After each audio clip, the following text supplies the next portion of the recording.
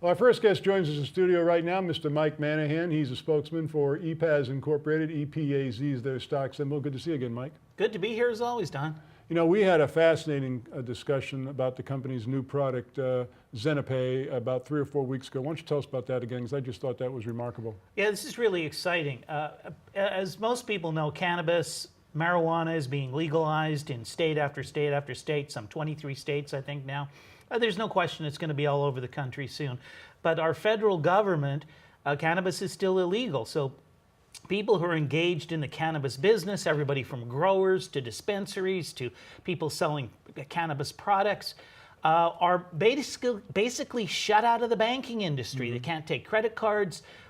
They can't run bank accounts, and so they're sitting around with hordes of cash. We have come up with a solution to that. It is the ZenaPay payment system, whereby somebody can go into a cannabis retailer, as an example.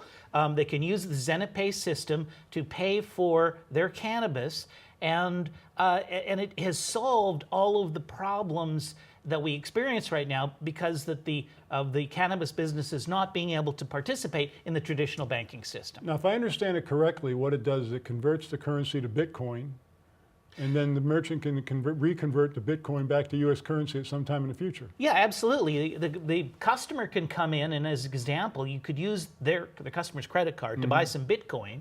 Okay, then you can use the Bitcoin through the ZenaPay system to buy your cannabis product. Then the retailer can convert the Bitcoin back to cash or use the Bitcoin to pay suppliers. So it works perfectly. And unlike your credit cards and your bank transactions, the Bitcoin transactions are not being monitored by the federal government. And it kind of circumvents that whole issue that people have been worried about, because as you said, especially these dispensaries, they're sitting on a ton of cash. They can't deposit it into the bank. They don't know what to do with it.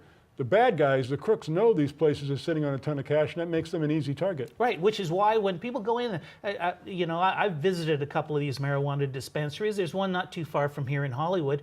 It's like going into Fort Knox. Their security system is so tight. And you think, well, hang on, why is the security so tight? All they're selling is a little bit of marijuana. The reason is they're probably holding a couple of $100,000 in cash in the back room. So they need that security. And in fact, we've had a lot of instances of these breaking and entering, and even people being killed as these crooks try and get in to get that cash. Well, it's easier to go to Beverly Hills and get into Van Cleef and Arpels than it is to get into a dispensary. You're absolutely right. Now, the company put out a press release here very recently, increased revenues. I mean, it was a very positive press release. What can you tell us about that? Well, sure. And just so people understand, the company is historically been a niche software company, cloud-based software, basically in business processes, specialty business processes. And they have some unique products. But revenues are up significantly. The company actually had positive operating income. The company has been able to restructure some of its debt, which has lowered interest rates, made the company a much more attractive company from an investment perspective. So all of that is good news, but then you layer on this marijuana, cannabis transaction processing system, and really it's a very, very exciting story.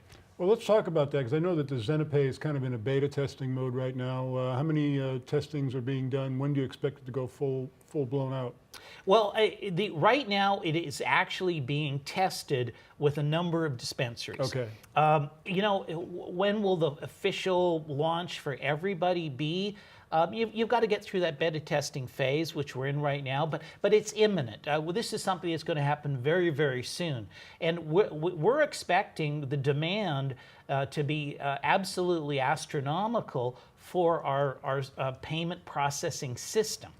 You know, it'd be kind of interesting, Mike, to get one of the beta testing dispensaries, their representative on the program, and give his or her perspective of how the system works. That would be very interesting, and let's see if we can't line that up. Now, why is this a good time right now, Mike, for people to take a closer look at Epazz?